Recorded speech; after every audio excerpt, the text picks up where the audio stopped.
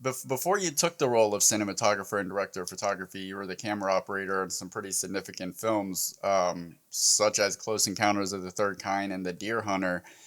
Could you explain for those who don't know the difference between a camera operator and a DP or a cinematographer? And was that the trajectory that you always planned, or did you find yourself wanting more responsibility and creative control once you were on set and got that itch?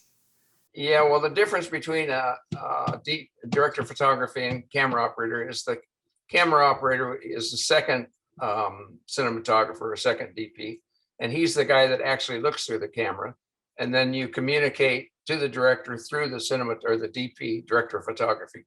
So the camera operator really has an incredible job on the set, and it's very it's very responsible. They as soon as every shot's over, everybody looks at you to say whether it was good or it was bad. And the director of photography actually is kind of more responsible for the lighting and communicating with the director, et cetera, et cetera.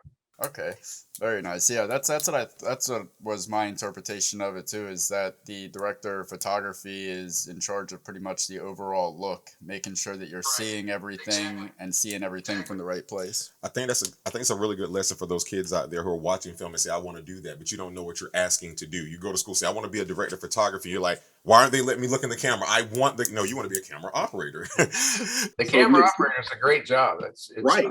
Right. I could have been a director of or a camera operator for my whole career, but luckily I became real good friends with Burt Reynolds, and he decided to move me up to director of photography. And it's unheard of as a camera operator to go to a director of photography in movies, and that was what Burt gave me the opportunity. I couldn't pass it up. I didn't think I knew enough to do it, but I couldn't pass it up, so I did it, and it worked. That's interesting. I'd assume that the natural progression would be like camera operator, director of photography, but that's not typically the case.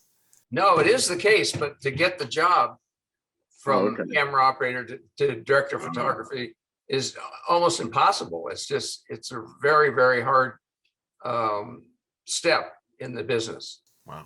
So it takes somebody with a little bit of clout to pull you from one side to the other. There you go. It was handed to me, and I couldn't pass it up. And so my first movie was called Stroke a Race, and which was just a race car movie, 90% of it exterior, which is pretty easy for a director of photography to pull off. So I did that, and it came out real good. And then from there, people saw what I could do, and I started getting jobs from that.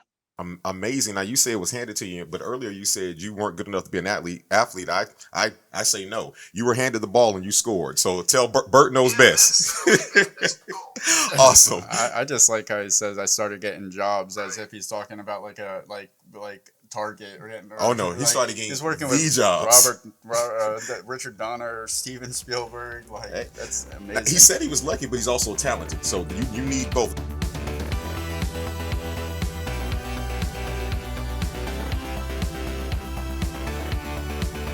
Why don't you subscribe? It'll last longer.